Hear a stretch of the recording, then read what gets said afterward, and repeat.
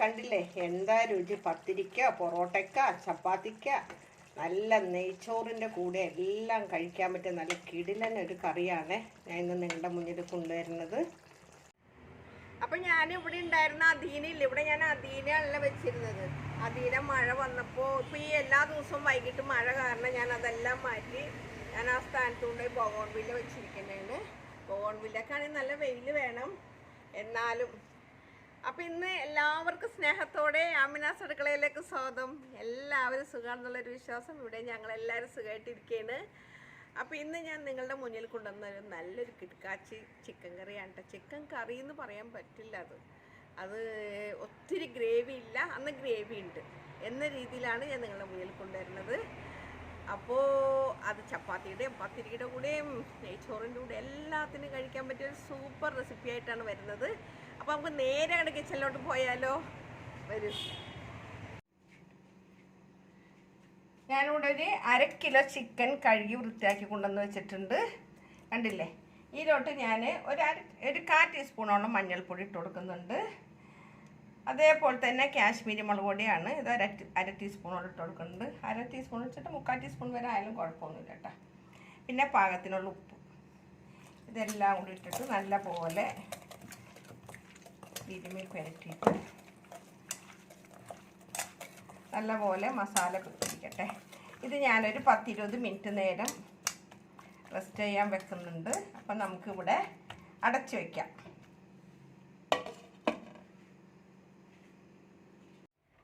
അപ്പം ഞാനിവിടെ ഒരു പാൻ അടുപ്പത്ത് വെച്ചിട്ടുണ്ട്. അപ്പം ഗ്യാസ് ഒന്ന് കത്തിക്കാം.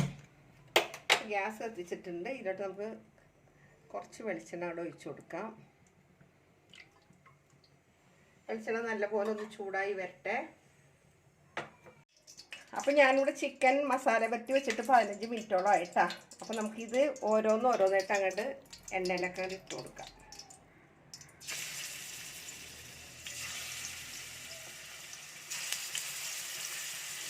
ഞങ്ങളുടെ തൊട്ടപ്പുറത്തെ വീട്ടിലെ കുട്ടിയാണ് കരയുന്ന ഒച്ചയാണ് അവിടെ കേൾക്കുന്നത്.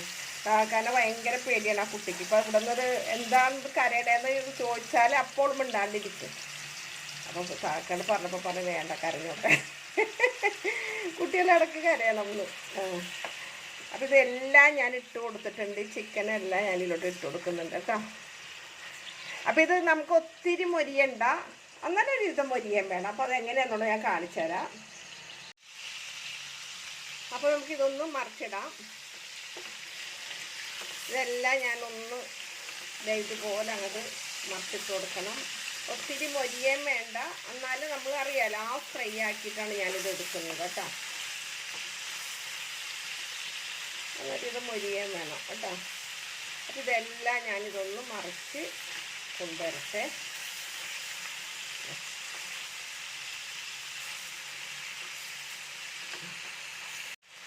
അപ്പം എല്ലാം ഞാൻ മറിച്ചിട്ടിട്ടുണ്ട് കേട്ടോ. അപ്പം ഇതിന് ഞാൻ കോരി എടുത്തിട്ട് നിങ്ങളുടെ മുന്നിൽ കൊണ്ടുവരാം. അപ്പം എല്ലാം ഞാൻ കോരി എടുത്തിട്ടുണ്ട്. എണ്ണ ബാക്കി വന്നിട്ടുണ്ട്. അപ്പം ഈ എണ്ണ നമുക്ക് ആവശ്യമുള്ളതാണ്. അപ്പം ഇത് ഇവിടെ നിന്ന് അങ്ങോട്ട് മാറ്റി വയ്ക്കാം. അപ്പം ഞാനിവിടെ വേറൊരു പാൻ അടുപ്പത്ത് വെച്ചിട്ടുണ്ട്. നമുക്കൊന്ന് ഗ്യാസൊക്കെ കത്തിച്ച് രണ്ടാമത് ഇതിലോട്ട് ഞാൻ 1 ടേബിൾ സ്പൂണോളം മല്ലി എടുത്തിട്ടുണ്ട്. 1 ടേബിൾ സ്പൂണാണ് എടുത്തിരിക്കുന്നത്. അതുപോലെ തന്നെ ഒരു 1/2 ടീസ്പൂണോളം പെരിഞ്ജീരകം, 1/4 ടീസ്പൂണോളം നല്ല ജീരകം, ഒരു ചെറിയ 3 പട്ട, പിന്നെ 5 ഏലക്ക, 4 ഗ്രാമ്പു, ഒരു ചെറിയ കഷ്ണം തക്കോലം, പിന്നെ കുരുമുളക്. ഇതെല്ലാം കൂടി നമുക്ക് ഇതിലോട്ട് ഇട്ട് കൊടുക്കണം. എന്നിട്ട് ഇതൊന്ന് നല്ലപോലെ ഒന്ന് ചൂടാക്കി, അറിയാലോ നല്ല നമ്മുടെ ഈ പച്ച മണം മാറുന്ന വരെ ഒന്ന് ചൂടാക്കി എടുക്കണം. ഇതിലോട്ട് ഞാൻ ഒരു തണ്ട് കറിവേപ്പിലയും കൂടി ഈ കൂട്ടത്തിൽ തന്നെ ഇട്ട് കൊടുക്കുന്നുണ്ട്. കറിവേപ്പില കഴുകിയതാണ്, അതാണ് ഒരു ശബ്ദം വന്നത്. ഇത് മിലക്കിടന്നിട്ട് നല്ലപോലെ ഒന്ന് ചൂടായിട്ട് വരട്ടെ. ഇനിയിപ്പോൾ നമുക്ക് ഇട്ട് കൊടുക്കേണ്ടത് ഞാനൊരു 10 ഉണക്കമുളക് ഇട്ട് കൊടുത്തിട്ടുണ്ട്. 10 തന്നെ അല്ലാതൊക്കെ 4, 5, 6, 7, 8, 9, 10 കറക്റ്റായിട്ട് ഞാൻ പറഞ്ഞു കേട്ടോ, 10 എണ്ണം. ഇതും ഇത് കിടന്നിട്ട് നല്ല പോലെ ഒന്ന് ചൂടായിട്ട് നമുക്കെടുക്കണം. അപ്പോൾ ഇന്നത്തെ കറി എന്ന് പറഞ്ഞിട്ടുണ്ടെങ്കിൽ നമ്മൾ ചിക്കൻ കറി പല രീതിയിലും ഞാൻ തയ്യാറാക്കിയിട്ടുണ്ട്. ഇത് വേറെ വ്യത്യസ്തമായിട്ടുള്ള ഒരു രീതിയിലാണ്. അപ്പം നിങ്ങൾ സ്കിപ്പ് ചെയ്യാതെ തന്നെ ഈ ചിക്കൻ കറി ഉണ്ടാക്കുന്നത് കാണണം കേട്ടോ. ഇത് നല്ല പോലെ ഒന്ന് ചൂടായിട്ട് വരട്ടെ. ഇതിവിടെ മാറ്റി വയ്ക്കാം. നല്ലപോലെ ചൂടായിട്ടുണ്ട്. അപ്പോൾ ഇത് ഞാൻ വേറൊരു പാത്രത്തിലോട്ട് ഇട്ട് വെക്കട്ടെ. ഞാൻ വീണ്ടും ആ പാൻ വെച്ചിട്ടുണ്ട്. അപ്പോൾ ഇതിലോട്ട് ഞാൻ 3 ടേബിൾ സ്പൂൺ തേങ്ങ വറുത്ത് വെച്ചതായിരുന്നു. ഞാൻ എപ്പോഴും ഫ്രിഡ്ജിൽ ഞാൻ തേങ്ങ വറുത്തിട്ട് വെക്കും. നമ്മൾ തേങ്ങ ഉള്ളോണ്ടിട്ട് തേങ്ങ വറുത്ത് ഞാൻ 2 കറിവേപ്പിലൊക്കെ ഇട്ടിട്ട് വറുത്ത് വെച്ചിരുന്നതാണ്. അപ്പോൾ ഇത്തിരി തണുപ്പുള്ളതുകൊണ്ടിട്ട് തണുപ്പ് മാറ്റിയിട്ട് ഞാൻ ജസ്റ്റ് ഇതും കൂടി ഒന്ന് ചൂടാക്കി എടുക്കണേ. അത്യാവശ്യം നല്ലപോലെ മൂത്തതാണ് എങ്കിൽ പോലും.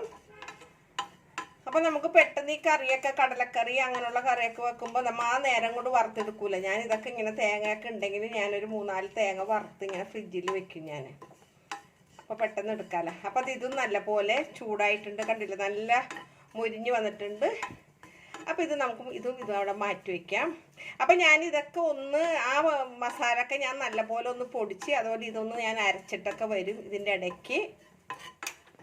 അപ്പോൾ ഞാൻ ആ പാനൊന്ന് കഴുകിയിട്ടാ. കഴുകിയിട്ട് ഞാൻ ആ പൊരിച്ച എണ്ണ ഞാൻ ഇവിടെ ഇതിലോട്ട് തന്നെ അവിടെ ഒഴിച്ച് കൊടുക്കുകയാണ്. അതിൽ ചെറിയൊരു ചിക്കൻ്റെ പൊരിച്ച പീസിട്ടായിരുന്നു. അപ്പോൾ ഇതൊന്ന് നല്ലപോലെ ഒന്ന് ചൂടായിട്ട് വരട്ടെ. ഇതിലോട്ട് ഒരു 2 ഇടത്തര സവാള ഇരുന്ന്, വലിയ സവാള ആണെങ്കിൽ 1 എടുക്കാം. ഇത് 2 ഇടത്തര സവാള ഇരുന്ന് ഇതുപോലെ നീളത്തിലരിഞ്ഞതാണ്. നമുക്ക് ഇതിലോട്ട് ഇട്ട് കൊടുക്കാം. ആ കൂട്ടത്തിൽ തന്നെ ഞാനൊരു 10-15 ചുമന്നുള്ളി ഇതുപോലെ നീളത്തിലരിഞ്ഞതാണ്. അതും കൂടി ഇട്ട് കൊടുക്കുകയാണ്. കാരണം വെച്ചിട്ടുണ്ടെങ്കിൽ തനി നാടൻ രീതിയല്ല. അപ്പം നമുക്ക് കുറച്ച് ചുമന്നുള്ളികൾ ഉണ്ടെങ്കിൽ അതൊരു പ്രത്യേക ടേസ്റ്റ് ആയിരിക്കും. അതുകൊണ്ടാണ് ചുമന്നുള്ളി ചേർക്കുന്നത്. ചുമന്നുള്ളി ഉണ്ടെങ്കിൽ ചേർക്കുന്നതാണ് കൂടുതൽ നല്ലത് കേട്ടോ. സവാളയും ചുമന്നുള്ളിയും കൂടി ആയിക്കഴിഞ്ഞാൽ ഒരു വേറൊരു ടേസ്റ്റ് തന്നെയാണ്. അപ്പോൾ ഇതൊന്ന് വാടി വരട്ടെ. അപ്പോൾ ഇതിങ്ങനെ വാടി വരുന്നുണ്ട്. ഇതിലോട്ട് ഞാൻ ഒരു കഷ്ണം ഇഞ്ചിയും ഒരു 3-4 അല്ലി വെളുത്തുള്ളിയും കൂടി ഇതുപോലെ ചതച്ചെടുത്തതാണ്. ഇതും കൂടി നമുക്ക് അതിലോട്ട് ഇട്ട് കൊടുക്കാം. വെളുത്തുള്ളി ഞാൻ ഇഞ്ചിയുടെ ആദ്യം ഇടാത്തതിൻ്റെ കാരണം വെച്ചിട്ടുണ്ടെങ്കിൽ ഇതിങ്ങനെ അടി പിടിക്കണ്ടെന്ന് ഓർത്തിട്ടാണ്. കാരണം ഇതിങ്ങനെ സ്റ്റീൽ പോലത്തെ ആയതുകൊണ്ട് പെട്ടെന്ന് അടി പിടിക്കും. അതുകൊണ്ടിട്ടാണ് ഞാൻ ആദ്യം ഇടാതിരുന്നത്. അപ്പോൾ ഇതിൻ്റെ പച്ചക്കുത്ത് മാറുന്ന വരെ നമുക്കൊന്ന് ഇതിങ്ങനെ വഴറ്റിയെടുക്കണം. ഇതിലോട്ട് ഞാൻ 2-3 പച്ചമുളക് ഇങ്ങനെ നീളത്തിൽ കീറിയതാണ്. പച്ചമുളകിന് ഒത്തിരി എരിവുള്ള പച്ചമുളകല്ല കേട്ടോ, നീളത്തിൽ. ഇനിയിപ്പോൾ നിങ്ങൾക്ക് ചതച്ചിടണമെങ്കിൽ ചതച്ചിട്ട് കൊടുക്കാം. ഒത്തിരി എരിവില്ലാത്ത പച്ചമുളകാണ്. അതുപോലെ തന്നെ ഞാനൊരു വലിയ തക്കാളിയും കൂടി ഇതുപോലെ പൊടിയായിട്ട് അരിഞ്ഞതാണ്. അതുകൂടി നമുക്ക് ഇതുകൂടി ചേർത്ത് കൊടുക്കാം. വീണ്ടും നമുക്ക് നല്ലപോലെ ഒന്ന് വഴറ്റിയെടുക്കാം. അപ്പോൾ ഈ സവാളയും ഇഞ്ചിയുടെയൊക്കെ പച്ചക്കുത്ത് മാറുന്നതോടുകൂടി തന്നെ ഇതൊക്കെ നമ്മൾ ഇട്ട് കൊടുക്കേണ്ടത് കേട്ടോ. ഇഞ്ചിയുടെ പച്ചമുളകിൻ്റെ ഇഞ്ചിയുടെയും വെളുത്തുള്ളിയുടെ ഒക്കെ പച്ചക്കുത്ത് ശരിക്കും മാറിക്കിട്ടണം. അല്ലെങ്കിൽ അതിൻ്റെ കറിക്ക് വേറൊരു ടേസ്റ്റ് വരും. അത് പ്രത്യേകം നിങ്ങൾ ശ്രദ്ധിക്കണം. അപ്പോൾ ഇതൊന്നും കൂടി ഇതൊന്ന് വാടി വരട്ടെ. പച്ചമുളക് ഒത്തിരി വാടണം എന്ന് നിർബന്ധമില്ല. തക്കാളിയൊക്കെ ഒന്നും കൂടി വഴന്ന് വരട്ടെ. ഇതിലോട്ട് 2 തണ്ട് കറിവേപ്പില അങ്ങോട്ട് ഇട്ട് കൊടുക്കുന്നുണ്ട്. അപ്പോൾ ഇതെല്ലാം നല്ല പോലെ വാടി വന്നിട്ടുണ്ട് കേട്ടോ. നല്ല പോലെ സവാളയും തക്കാളിയൊക്കെ ഒരു ഇത് ഉടഞ്ഞിട്ടുണ്ട്. ഇത്ര ഉടഞ്ഞാൽ മതി. ശരിക്കും വാടിയിട്ടുണ്ട്. ഇതിലോട്ട് ഞാൻ വീണ്ടും നമ്മൾ നേരത്തെ 1/4 ടീസ്പൂൺ മഞ്ഞൾപ്പൊടിയാണ് ഇട്ടത്. ബാക്കിയും കൂടി ഞാൻ ഇട്ട് കൊടുക്കുകയാണ്. മഞ്ഞൾപ്പൊടി ഇട്ട് കൊടുക്കുകയാണ്. അപ്പോൾ ടോട്ടൽ 1/2 ടീസ്പൂണോളം മഞ്ഞൾപ്പൊടി ആയിട്ടുണ്ട്. ഇതിലോട്ട് ഞാൻ പൊടിച്ച് വെച്ചിരിക്കുന്ന ഞാൻ ഈ മുളകും മല്ലിയൊക്കെ കൂടി പൊടിച്ചത് ഇതിലോട്ടാണ് ഇട്ട് കൊടുക്കുകയാണ്.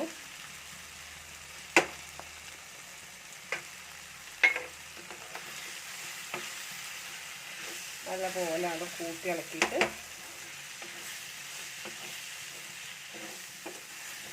നല്ലപോലെ കൂട്ടി യോജിപ്പിക്കണം. ഇതിന് ഈ മസാല എല്ലാം കൂടി സവാളയും തക്കാളിയിലോട്ട് അങ്ങനെ നല്ലപോലെ പെരണ്ട് വരണം. എന്നിട്ട് ഞാനിവിടെ തേങ്ങ വറുത്ത് കൊണ്ടുവന്നിട്ടില്ലേ, അത് ഞാൻ അരച്ചതാണ്. അരപ്പും കൂടി നമുക്ക് ഇതിലോട്ട് ഒഴിച്ച് കൊടുക്കാം. ഈ പാത്രം ഒന്ന് കഴുകി നമുക്ക് എടുക്കണം. കഴുകി ഒഴിക്കേണ്ടതാണ്. ഇതെല്ലാം കൂടി ഇതിൽ കിടന്നിട്ട് ശരിക്കും ഒന്ന് മസാല എല്ലാം കൂടി കൂട്ടി പരട്ടി കഴിഞ്ഞാൽ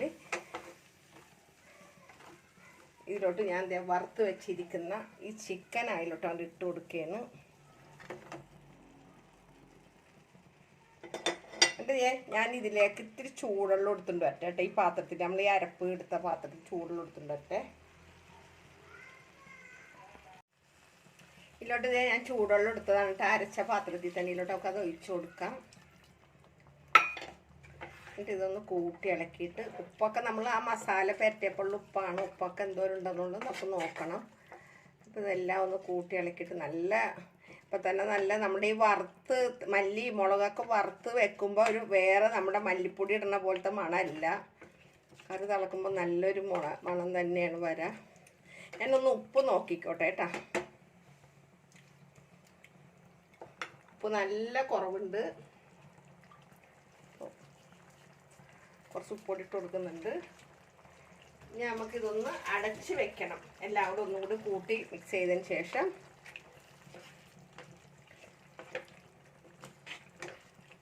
കൂട്ടി അടയ്ക്കതിന് ശേഷം നമുക്കിതൊന്ന് അടച്ച് വെച്ചിട്ട് ഒന്ന് വേവിച്ചെടുക്കണം.